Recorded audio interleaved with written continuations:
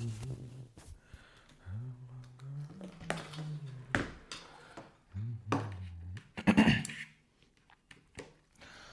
Hello everyone and good morning सभी को। उम्मीद करता हूँ मेरी वॉइस प्रॉपर आ रही सभी तक। एक बार कंफर्म करेंगे। एंड आज से हम लोग साइंस स्टार्ट करने वाले हैं। तो ह्यूमैनिटीज़ के हमारे 4 जो मेजर बड़े सब्जेक्ट्स थे वो फाइनली ख़त्म हो चुके हैं। इकोनॉमिक्स में कुछ इक्का दुक्का चीज़ें हैं जो मुझे अभी भी बतानी हैं आपको। अब उसके लिए एक अलग से तो मैं क्लास, ऐसा बड़ी सी क्लास तो ऑर्गेनाइज नहीं कर सकता हूँ। ठीक है, जो नॉर्मल क्लास हमारी चलती है, एक एक्स्ट्रा क्लास जो कि कल होगी। ठीक है, तो उस एक्स्ट्रा क्लास में हम लोग उसको कर लेंगे। ठीक है, जो एक्चुअल में कुछ आपको फिक्स्ड कॉस्ट, वेरिएबल कॉस्ट और उसके जो ग्राफ बनते हैं, कर्व्स बनते हैं, वो समझाने हैं। ठीक है, ऑल राइट, शुरू किया जाए। डन।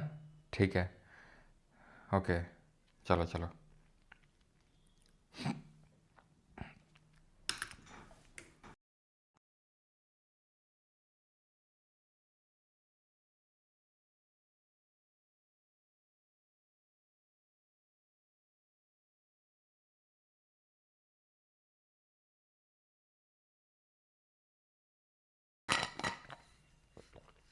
स्टैटिक जीके कहाँ होने वाला था? नहीं, वो तो स्टैटिक जीके इसके बाद कर लेंगे। एक साइंस का भी तो सब्जेक्ट हो जाए, नहीं तो साइंस समाज यही कहेगा कि लो नाम रखेगा कि बस ह्यूमैनिटीज़ से ही प्यार करते हैं, हम तो जैसे दिख ही नहीं रहे। तो थोड़ी इज्जत तो देना बनता है ना साइंस को भी। तो अभी कर लेते हैं, फिर उसके बाद कर लेंगे। ओके, ऑल राइट, ठीक। कल एक्स्ट्रा क्लास होगी, हाँ। चलो चलो भाई, तो शुरू करते हैं। Cell topic, lecture number 1। ठीक है, हमारा बायोलॉजी का लेक्चर नंबर 1 है। तो सेल है क्या? सेल है क्या? तो जैसे तुम इंसान हो, ठीक है, तुम्हारे हाथ पैर मुंह, ठीक है, बाल, ये सब सारी चीज़ें हैं। इसके अंदर क्या है? क्यों इसके अंदर क्या है? तो इसके अंदर भी कुछ मिलेगा, फिर अंदर कुछ और, फिर अंदर कुछ और, फिर अंदर कुछ और। तो कहाँ पे जाके हम ख़त्म होंगे? जहाँ पे जाके हम ख़त्म होंगे ना, वो सेल है। ख़त्म से मतलब है जहाँ पे मेरी खोज तुम्हारे अंदर कि भाई तुम्हारे अंदर और क्या क्या है, तो सेल पे जाके मैं रुकूंगा। जिस तरीके से हमारा घर जो है वो ईंटों का बना होता है, उसी तरीके से जो हमारे लिविंग बीइंग्स हैं वो सेल के बने होते हैं, वो कोशिकाओं के बने होते हैं। तो cell can be said as the what? Cell can be said as the building block of the life और fundamental unit of the life और structure and functional basis of life. जीवन के निर्माण इकाई है, जीवन की मूल इकाई है, जीवन की संरचनात्मक और क्रियात्मक इकाई है ये। ठीक है, तो सेल बेसिक समझिए कि सेल क्या है। तो एक्चुअल में ऐसे समझो कि ये कोई ऑर्गेनिज्म है, जैसे कि ह्यूमन एक ऑर्गेनिज्म है, ऐसे जानवर हैं, पक्षी हैं। तो जितने भी लिविंग ऑर्गेनिज्म हैं, लिविंग बीइंग्स हैं, तो वो ऑर्गेनिजम्स को अगर हम देखें तो बहुत सारे ऑर्गन्स हैं हमारे अंदर। लिवर है, किडनी है, हार्ट है, इंटेस्टाइन्स हैं, ठीक है, गॉल ब्लैडर है, बहुत सारे ऑर्गन्स हैं हमारे अंदर। ठीक, ये ऑर्गन जो सिस्टम है पूरा, ये ऑर्गन सिस्टम में एक ऑर्गन की अगर हम बात करें तो एक ऑर्गन एक स्पेशल तरीके के मतलब इनसे बना होता है जिनको बोलते हैं टिश्यू। ये जो ऑर्गन है ये टिश्यू से बना होता है जिनको हिंदी में ऊतक बोलते हैं। और ये टिश्यू इन टर्न बने होते हैं सेल के। ठीक है, यानी कि सेल से मिलके बनता है टिश्यू, टिश्यू से मिलके बनता है ऑर्गन, ऑर्गन से मिलके बनता है ऑर्गन सिस्टम, और ऑर्गन सिस्टम से मिलके बनता है ऑर्गेनिज्म। यानी कि कोशिका का जो समूह है उससे बनता है ऊतक, जो कि कल हम स्टार्ट करेंगे।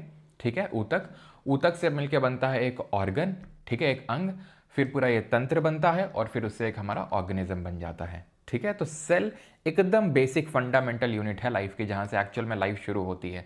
मैं आपको एक इंटरेस्टिंग फैक्ट बताऊं, you are more non human than human. क्या मतलब? मतलब इसका यह है कि हमारी बॉडी सेल्स की बनी हुई, अभी मैंने बोला, लेकिन हमारी जो बॉडी सेल्स की बनी हुई है इसमें ह्यूमन सेल से ज़्यादा बैक्टीरियल सेल्स हैं। मतलब यह है कि हमारे अंदर, खासकर हमारे ये पेट के अंदर, गट के अंदर, इस पर मैंने सफ़र परमार वाले चैनल पे वीडियो भी डाला था।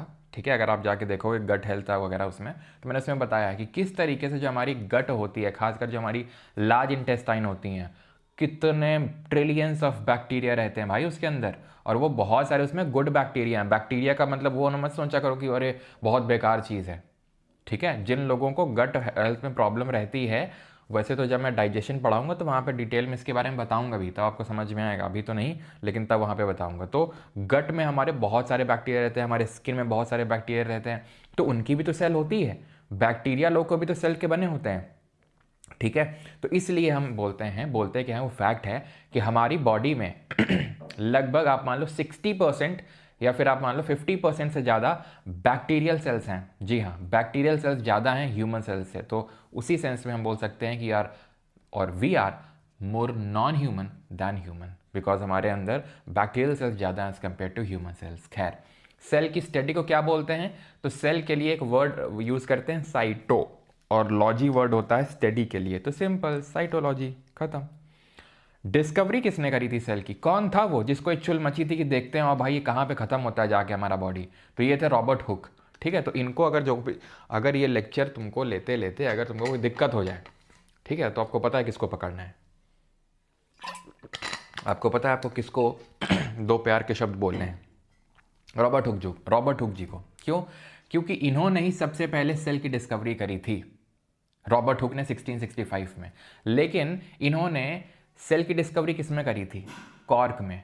कॉर्क क्या होता है? लकड़ी का टुकड़ा होता है। जैसे उस टाइम पे जो वाइन की बॉटल्स आती थी, अभी आती हैं पता नहीं मुझे, ठीक है, पता नहीं वाइन वगैरह में कैसा क्या रहता है, लेकिन इसमें कॉर्क लगा रहता है, शायद लकड़ी का टुकड़ा लगा रहता है। ठीक है, तो हो सकता है कि ख्याल आया हो रॉबर्ट हुक जी को पीते पीते, क्या हो देखते हैं इसके अंदर क्या है। और अभी मैं एक रिपोर्ट देख रहा था जिसमें कि ये आया है कि अल्कोहल कंपनीज़ को थोड़ा सा झटका लगा है, क्योंकि जो जेंजी हैं वो अल्कोहल कम कंज्यूम कर रहे हैं। That is a very good thing. ठीक है, वो थोड़ा सा माइंडफुलनेस, स्पिरिचुअलिटी, हेल्थ की तरफ ज़्यादा माइंडफुल हो रहे हैं वो लोग। तो अल्कोहल कंजम्पशन घट रहा है, अल्कोहल कंपनी का जो प्रॉफिट है वो कम हो रहा है, एंड वो कम होना भी चाहिए, अच्छी बात है। ठीक है, अल्कोहल और ये गुटखा, अभी देखो हमारे कानपुर में ही गुटखा मालिक है जो गुटखा कंपनी का, उसके बेटे ने किस तरीके से लंबोर्गिनी चला के कितने लोगों को मारा है, घायल किया, सारी चीज़ें, है ना। खैर वो छूट गया, वो बात अलग है, और उसको ऐसे भी नहीं लिखना पड़ा। तो रॉबर्ट हुक, इसने कॉर्क में, रॉबर्ट हुक जी ने कॉर्क में, यानी कि जो एक लकड़ी का टुकड़ा, उसमें 1665 में पहले सेल की डिस्कवरी करी थी। लेकिन कॉर्क था, लकड़ी का टुकड़ा था, तो उसमें वो जीवंत कोशिका नहीं थी, वो मृत कोशिका थी। जीवंत कोशिका या जीवित कोशिका की खोज किसने करी? Who discovered the living cell? तो ये थे एंटनी वॉन लीवेनहॉक। जो तालाब का पानी था उसमें उन्होंने खोज करी। तालाब के पानी में होंगे बैक्टीरिया वगैरह, तो उसी में इन्होंने लिविंग सेल की डिस्कवरी कर ली 1674 में। यानी कितने साल बाद? 9 साल बाद। After 9 years Antonie van Leeuwenhoek, ठीक है, जिनको फादर ऑफ माइक्रोबायोलॉजी के नाम से जानते हैं, फादर ऑफ माइक्रो इकोनॉमिक्स किसको बोलते हैं जरा बताइए? उन्हीं को फादर ऑफ मॉडर्न इकोनॉमिक्स भी बोलते हैं। तो एंटनी वॉन लीवेनहॉक ने पॉन्ड वाटर में, तालाब के पानी में 1674 में जीवित कोशिका की खोज करी। समझ में आ गई बात। अब बात आते हैं सेल थ्योरी, यानी कि कोशिका का सिद्धांत किसने दिया। सिद्धांत का मतलब क्या होता है? सिद्धांत का मतलब होता है थ्योरी। क्या थ्योरी? जैसे कि हमारी बॉडी, ठीक है, हमारी बॉडी या जितने भी ऑर्गेनिजम्स होते हैं वो सेल की बनी हुई है। ठीक है, ये किसने पहली बार बताया? ये थ्योरी किसने दी? तो शेल्डन और स्वान ने दी 1838 में। मैथियास शेल्डन और Theodor Schwann formulated the cell theory stating that all living organism are composed of cells and the cell is the basic unit of life. इन्होंने सबसे पहली बार ऐसा कहा था कि सभी जो जीवित जीव हैं वो कोशिकाओं के बने हुए हैं और कोशिका जीवन की मूल इकाई है। तो ये सबसे पहली बार शेल्डन और स्वान, आपको पूरा नाम याद रखने की जरूरत नहीं है, शेल्डन और स्वान ध्यान में रखना है, 1838 1838 में। अब यहाँ पे नोट करने वाली बात यह है कि यहाँ पर एक अपवाद है, एक एक्सेप्शन है, और वो अपवाद पता है कौन है? वो है वायरस। क्यों? क्योंकि वायरस में कोई सेल नहीं होती है। वायरस जो होता है ये, इसमें कुछ नहीं, ऐसे समझ लो कि या तो इसके अंदर डीएनए या फिर आरएनए भरा हुआ है, और ये इस तरीके से घिरा हुआ है, कवर्ड है by a protein called as capsid. ठीक है, पूरा वायरस, बैक्टीरिया, इन सब का स्ट्रक्चर देखेंगे जब डिजीजेज वाला टॉपिक पढ़ाऊंगा। लेकिन वायरस का भी बेसिक समझ लो कि ये सेल थ्योरी फॉलो नहीं करता है। जो शेल्डन स्वान की ये दी गई थ्योरी, ये इसका लिमिटेशन है, वायरस दिखाता है। क्यों? क्योंकि ये सेल नहीं होती, इसमें डीएनए आरएनए भरा होता है अंदर, और उसके अंदर प्रोटीन की कवरिंग, मतलब उसके बाहर प्रोटीन की कवरिंग होती, खत्म। ये है वायरस, जिसको कि हम सेमी लिविंग भी बोलते हैं, क्योंकि इसको एक होस्ट सेल चाहिए तब ये खुद को डिवाइड कर पाता है, जैसे कि कोविड, कोरोना वायरस। ठीक है, तो वो खैर हम देखेंगे रेट्रो वायरस क्या होते हैं, जिनका कोर डीएनए का बना होता है। ठीक है, बाकी वो सारी चीज़ें वहाँ का टॉपिक है, अलग टॉपिक है। ठीक है, बस अभी के लिए इतना समझो, वायरस एक एक्सेप्शन है। इन 1855 1855 में देन वर्चोव आए, रुडोल्फ वर्चोव। उन्होंने बोला, वो बात ठीक है कि हाँ ठीक है, बेसिक यूनिट ऑफ लाइफ है, सारे लिविंग ऑर्गेनिज्म बने हुए हैं, लेकिन इन्होंने बोला कि जो नई सेल बनती है, जो नई कोशिका बनती है, वो बनती है प्री एग्जिस्टिंग सेल से, यानी कि जो पहले से मौजूद कोशिका है उसी से। यानी इन्होंने गेट ओपन किए सेल डिवीजन के। क्यों?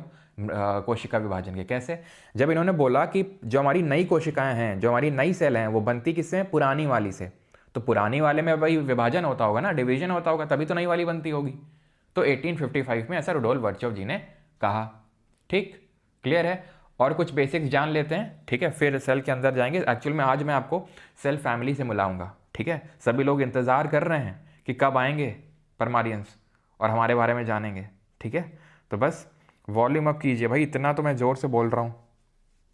विष्णु और चेजिंग डेस्क को ज़्यादा प्रॉब्लम हो रही है, क्यों स्पैम किए जा रहे हो एकदम भाई, पास में लगा रखा है मुंह के माइक, और उसके ऊपर भी इतनी ज़ोर से बोल रहा हूँ, उसके ऊपर भी तुमको वॉल्यूम अप करते रहते हो, ठीक है। लार्जेस्ट सेल कौन सी है ह्यूमन में? तो ओवम है, ठीक है, जो कि फीमेल सेक्स सेल होती है। एक्चुअल में हम लोग सेल के ही तो बने हुए हैं, लेकिन हमारा जन्म भी सेल से हुआ है। एक सेल ये बनी थी, ठीक है, जो कि हमारे फादर से आई थी, जिसको स्पर्म बोलते हैं, और एक सेल आई थी हमारे मदर से, जिसको बोलते हैं ओवम। इन दोनों का वैलेंटाइन हुआ, मतलब इन दोनों का मिलन हुआ, ठीक है। और बस यहीं से ही एक सिंगल कंबाइंड सेल बना, जिसको बोलते हैं जाइगोट। और फिर इसी से हम देखेंगे रिप्रोडक्शन वाले चैप्टर में किस तरीके से हमारा जन्म होता है। इसी से एम्ब्रियो बनता है, फिर बेबी, और इस तरीके से पूरा हम लोगों का निर्माण होता है। इंसानी जीवन की संरचना यहीं से होती है, समझे आप। तो ये है मम्मी वाला, ये है पापा वाला, यानी कि मम्मी वाला जो होता है उसको बोलते हैं ओवम, फीमेल सेक्स सेल होती है। लार्जेस्ट सेल होती है ह्यूमन में, ध्यान रखिएगा। लेकिन आपको लगेगा सर ह्यूमन में लार्जेस्ट होती है, लेकिन ये तो फीमेल्स में होती है। तो मेल में होती है न्यूरॉन, ठीक है, मेल में होती है न्यूरॉन। न्यूरॉन ये हमारी ब्रेन में होती है। ब्रेन, आप इतना तो ये सबको ही पता होगा, न्यूरॉन हमारी ब्रेन सेल को कहते हैं। हमारी जितना भी बोलते हैं ना कि पढ़ाई करने से या फिर कुछ टफ टास्क करने से, जैसे कि आप कुछ टफ करते हो, लाइक अभी आप ये टॉपिक पढ़ रहे हो, आपको इस टॉपिक के बारे में नहीं पता है, आपको बहुत ही दर्द होगा। आपने हिस्ट्री पढ़ी, ज्योग्राफी पढ़ी, इकोनॉमिक्स पढ़ी, ठीक है, आपको याद करने में दर्द हो रहा है। वो दर्द क्या है? वो अच्छा दर्द है, क्यों? क्योंकि उससे न्यूरोटिक फॉर्मेशंस होते हैं, न्यूरॉन्स बनते हैं, वो एक अच्छी चीज़ है, ठीक है। तो ये आप देख सकते हैं कि न्यूरॉन जो है ये लार्जेस्ट हो जाएगा मेल में, क्योंकि मेल में ओवम तो होगा नहीं, क्योंकि वो तो फीमेल सेक्स सेल है। तो न्यूरॉन हो जाता है वहाँ पर। न्यूरॉन सबसे लंबी कोशिका भी है, it is also the longest cell. ये आप देख सकते हैं, इसका स्ट्रक्चर है। इसके स्ट्रक्चर के बारे में हम डिटेल में चर्चा करेंगे आगे, ठीक।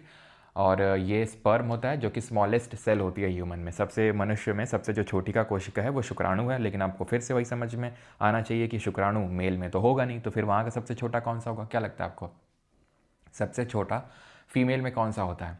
स्मॉलेस्ट सेल होता है विमेन में आरबीसी। सर क्या ये मेल में नहीं होता? अरे मेरे भाई, सब में होता है। लेकिन क्योंकि विमेन में स्पर्म तो होगा नहीं, तो फिर वो आरबीसी उनके लिए सबसे छोटा हो जाएगा। जैसे कि हमारे पास ओवम नहीं था, तो हमारे लिए न्यूरॉन, जो कि फीमेल में भी होता है, वो बात अलग है कि खैर छोड़ो, गर्ल्स बुरा मान जाएंगी, ठीक है, जोक का। महिलाओं में सबसे छोटी कोशिका कौन सी है? आरबीसी है, ठीक है। रेड ब्लड सेल्स, लाल रक्त कणिकाएं, कोशिकाएं, ठीक है। और थोड़ा मला जो मैं मार देता हूँ तो बुरा मत माना करो, तुरंत दिल पे मत लिया करो, ठीक है। हाँ, लार्जेस्ट सेल की अगर बात करेंगे तो जो सबसे बड़ा सेल है, सबसे बड़ी कोशिका, वो है ऑस्ट्रिच। ये सर ये तो अभी बोल रहे थे कि सर वो ओवम, अरे भाई इंसानों की बात चल रही थी यहाँ पे, जागो, कब जागोगे, ठीक है। तो ऑस्ट्रिच का एक जो शुतुरमुर्ग का जो अंडा है, वो सबसे बड़ी कोशिका होता है। शुतुरमुर्ग का अंडा, ऑस्ट्रिच का एग। ऑस्ट्रिच का एग का जो कवरिंग है, शेल ऑफ ऑस्ट्रिच एग, कहाँ से मिला था जरा बताना। स्टोन एज में पढ़ाए थे, कहाँ से मिला था ये ऑस्ट्रिच एग, बता जल्दी से। स्मॉलेस्ट सेल कौन सी है? माइकोप्लाज्मा है, जो कि एक बैक्टीरियल सेल है, ठीक है।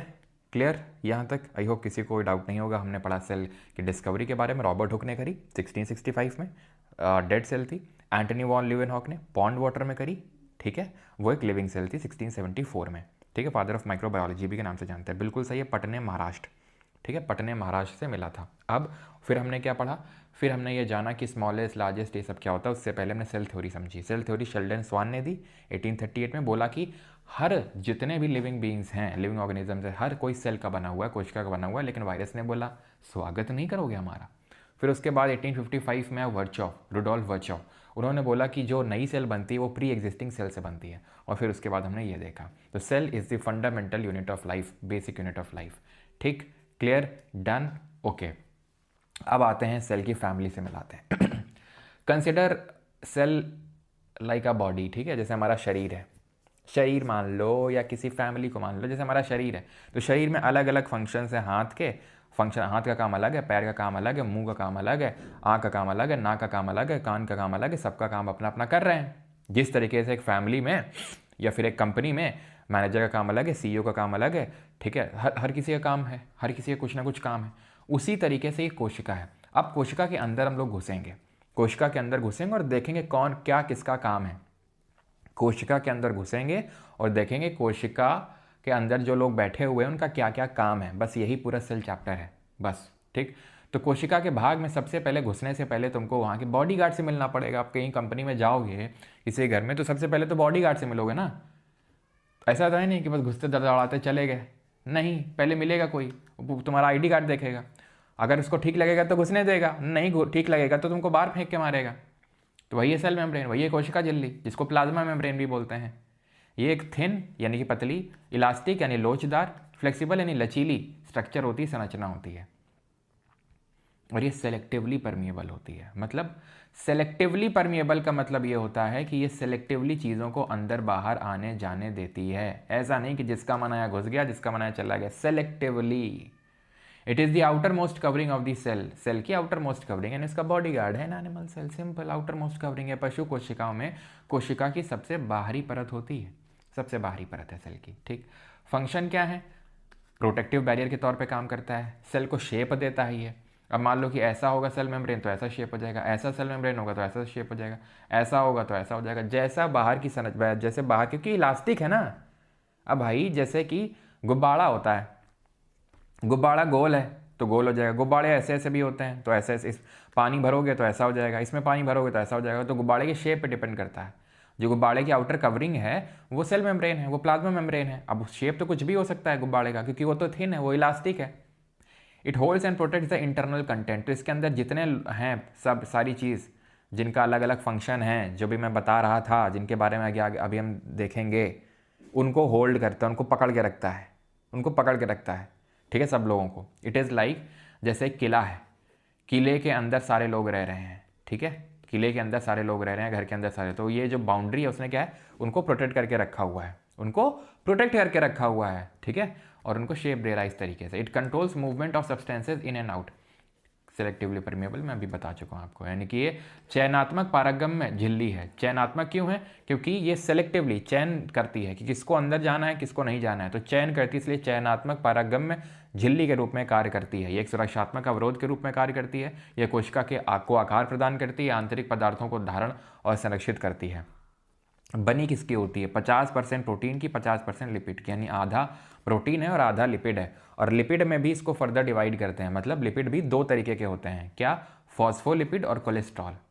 फॉस्फोलिपिड और कोलेस्ट्रॉल, ये ध्यान रखना है। तो ये आधा प्रोटीन है, आधा लिपिड है। लिपिड इज लाइक, आप ये समझ सकते हो कि जैसे फैट टाइप। ठीक है, फैट की तरह ही है। तो उसमें आधा आपका, सॉरी, इसमें कुछ पार्ट हो जाएगा आपका फॉस्फोलिपिड का एंड कुछ हो जाएगा कोलेस्ट्रॉल का। ठीक, क्लियर है?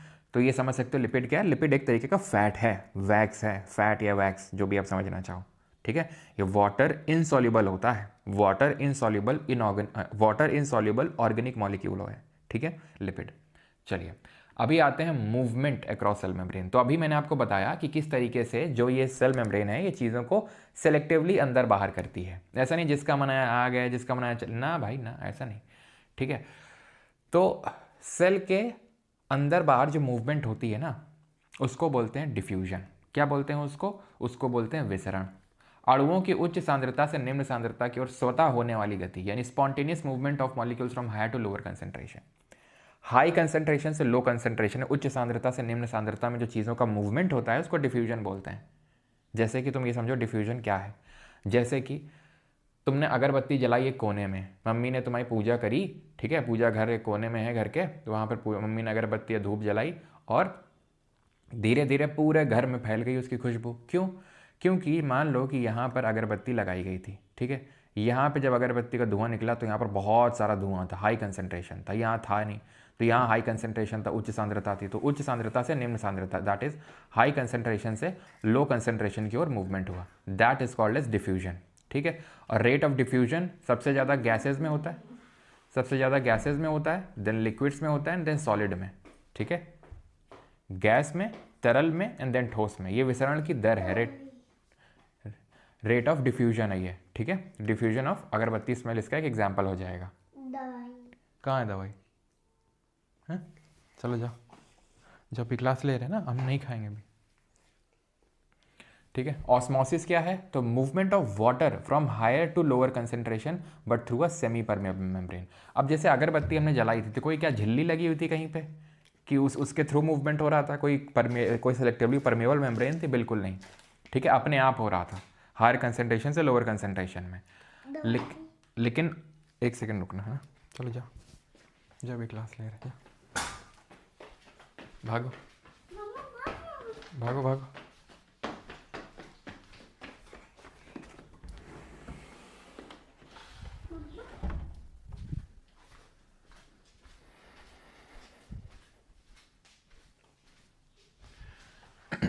ऑस्मोसिस पे आते हैं भी, ठीक है। तो ऑस्मोसिस में क्या होता है? वाटर का मूवमेंट होता है सेमी परमेबल मेम्ब्रेन से। सेमी परमेबल मेम्ब्रेन क्या होती है? अरे वही जो सेलेक्टिवली परमेबल है उसी को सेमी परमेबल बोलते हैं। सेमी मतलब आधा अधूरे तरीके से चीज़ों को अंदर बाहर आने जाने देती है। इसको हिंदी में क्या बोलते हैं? परासरण। यहाँ पे क्या, यहाँ भी उच्च सांद्रता यानी हाई कंसेंट्रेशन से निम्न सांद्रता यानी लो कंसेंट्रेशन में चीज़ें जा रही हैं, लेकिन एक अर्ध पारगम्य झिल्ली के थ्रू। ठीक है, और यहाँ गैस का नहीं, यहाँ। और सर ये सॉलिड का डिफ्यूजन कैसे होता है ना? ये भी हो सकता है दिमाग में आ रहा हो कि गैस का तो समझ अगरबत्ती, सॉलिड का डिफ्यूजन। तो इसको रिकॉल कर सकते हो, जब क्लास में आखिरी पीरियड होता था हमारा तो चौक से हम कुछ लिख, है ना, जो चौक से टीचर लिख के जाता तो फिर अगले दिन आते थे तो उसको रब करते थे डस्टर से या फिर जब नया नवेला चिकना एकदम, जो हमारा ब्लैक बोर्ड होता था एकदम काला, वो धीरे धीरे धीरे वाइट बोर्ड बन जाता था। क्यों? क्योंकि उसमें जो चौक है वो डिफ्यूज़ कर गई। जब हम डस्टर चलाते थे तो वो जो चौक के पार्टिकल इधर उधर इधर उधर इधर उधर इधर उधर होके वो पूरे डिफ्यूज़ हो गया पूरे बोर्ड में और वो ब्लैक से वाइट हो गया धीरे धीरे। सिंपल। ठीक है। लिक्विड का तो जैसे कि पानी लो, उसमें इंक की ड्रॉप डालो तो इंक का हाई कंसेंट्रेशन रहेगा थोड़ी देर तक कहीं पे, और फिर धीरे धीरे पूरी इंक फैल जाएगी पानी में। तो ऑस्मोसिस में लेकिन क्या है? एक सेमी परमेबल मेम्ब्रेन है जो कि आपके सेल में, हमारी कोशिका में देखने को मिलता है। Cell absorb water through osmosis, no energy is required and it last up to equilibrium state. यानी कि कोशिका परासरण के द्वारा जल को अवशोषित करती है, इसमें ऊर्जा की आवश्यकता नहीं होती है, यह संतुलन अवस्था तक चलती है। कैसे? मैं आपको बताता हूँ। देखो, आपने कभी किशमिश को पानी में अगर रखा हो तो आपने नोटिस किया हो किशमिश फूल जाती है। फूल जाती है, क्यों ऐसा होता है? तो मान लेते हैं ये पानी है, ठीक है, ऐसे समझ लेते हैं ये हमने ग्लास में पानी ले लिया, ठीक है, ये ग्लास है और इसमें ये पानी डाला है, इसमें रेजिन, रेजिन मतलब किशमिश, ठीक है। तो मैंने रेजिन डाल दी, क्या होता है? सुबह तक एकदम फूल जाती है। ऐसे फूल जाती है कि नहीं फूल जाती है? ऐसा क्यों होता है? ऐसा इसलिए होता है क्योंकि ऐसा इसलिए होता है क्योंकि पानी बाहर ज़्यादा था, पानी अंदर कम था। देखिए, कोई भी जो सोल्यूशन होता है दो चीज़ों से मिलकर बनता है। एक तो होता है उसमें सोल्यूट जो कि कम मात्रा में होता है, और एक होता है सॉल्वेंट जो ज़्यादा मात्रा में होता है। जैसे यहाँ सॉल्वेंट पानी है, तो पानी की बाहर मात्रा ज़्यादा है, हाई कंसेंट्रेशन है, अंदर कम है। अंदर कम थी जब वो फूली नहीं थी, ठीक है, जब फूली नहीं थी तो अंदर पानी कम था। तो सिंपल, हाई कंसेंट्रेशन से लो कंसेंट्रेशन में मूवमेंट हो गया, उच्च सांद्रता से निम्न सांद्रता में मूवमेंट हो गया, और जब मूवमेंट हो गया तो वो फूल गई। कौन? किशमिश। तो सेल स्वेल, यानी कि वो जो कोशिका है, जो सेल है, वो फूल गई। ठीक है, ये एग्जाम्पल होता है आपका किसका? हाइपोटोनिक सोल्यूशन, और बर्स्ट कर जाती है। लेकिन ध्यान रखना है कि ये हमेशा एनिमल सेल के साथ देखने को मिलता है बर्स्ट वाला, प्लांट सेल यानी कि पादप कोशिका के साथ देखने को नहीं मिलता है। उसका कारण अभी आपको पता चलेगा कि क्यों वो फटती नहीं है। फूल तो जाएगी लेकिन फटेगी नहीं। ठीक। अब मान लो, क्या मान लो, कोई ऐसी चीज़ है जहाँ पर पानी का जो कंसेंट्रेशन है अंदर बहुत ज़्यादा है, बाहर कम है, तो क्या होगा? अगर आप उसको ऐसे सोल्यूशन में रख देंगे जहाँ पर अंदर कंसेंट्रेशन ज़्यादा और बाहर कम है, बाहर निम्न सांद्रता है, तो बाहर से अंदर से बाहर की ओर मूवमेंट हो जाएगा, तो पूरा अंदर का पानी निकल जाएगा, तो वो क्या हो जाएगी? सूख जाएगी। अभी यहाँ पे स्वेल कर गई थी, फूल गई थी, यहाँ पे वो सूख जाएगी, श्रिंक कर जाएगी। ऐसे सोल्यूशन को हाइपरटोनिक बोलते हैं। यहाँ पे श्रिंक हो जाता है, और इसको बोलते हैं प्लाज्मोलिसिस। जब पानी किसी का निकल जाता है तो उसको बोलते हैं प्लाज्मोलिसिस, और जब ये फूल जाती है तो उसको हम बोलते हैं टर्जिड। ठीक है, टर्जिड, फूल गया, टर्जिड, पानी निकल गया, प्लाज्मोलिसिस। और अगर कुछ नहीं हुआ, यानी अंदर भी सेम कंसेंट्रेशन है, बाहर भी सेम कंसेंट्रेशन है, अंदर बाहर सेम कंसेंट्रेशन है, समान सांद्रता है, तो उसको बोलते हैं आइसोटोनिक सोल्यूशन। हाइप ओ हाइप है, हाइप है किसी को तो फूल गया है, ऐसे ओ, हाइपो ओ कैसा है? ओ ऐसे ही बनाते हैं ना, ओ ऐसा फूला हुआ बनता है कि नहीं, ओ का शेप। तो बस ऐसे याद कर सकते हो कि हाइपो में क्या होती है? सेल फूल जाती है, ओ शेप में हो जाती है।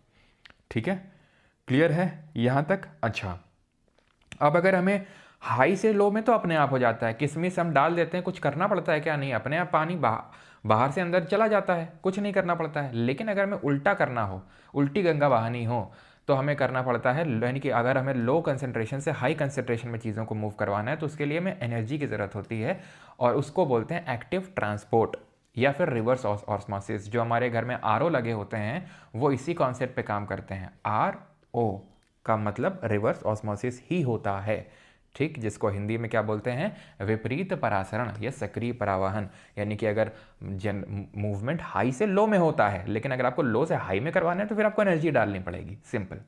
ठीक, क्लियर है? तो आइसो में नॉर्मल सोल्यूशन होता है, हाइपो में डाइल्यूट होता है। डाइल्यूट का मतलब होता है, डाइल्यूट का मतलब ऐसे समझ लो, तनु विलयन का मतलब समझ लो कि पानी ज़्यादा है। पानी ज़्यादा है तो पानी बाहर से अंदर की ओर चला जाएगा, फूल जाएगी, टर्जिट हो जाएगी।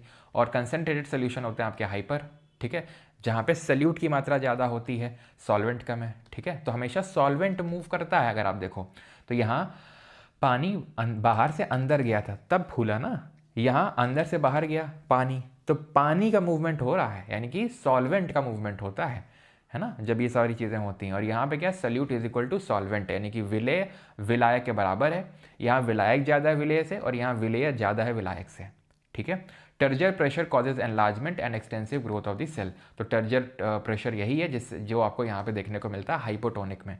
वो वही प्रेशर है जो जब पानी अंदर गया ना तो प्रेशर लगा रहा होगा इस पर, और जब प्रेशर बियर नहीं कर पाया सेल मेम्ब्रेन,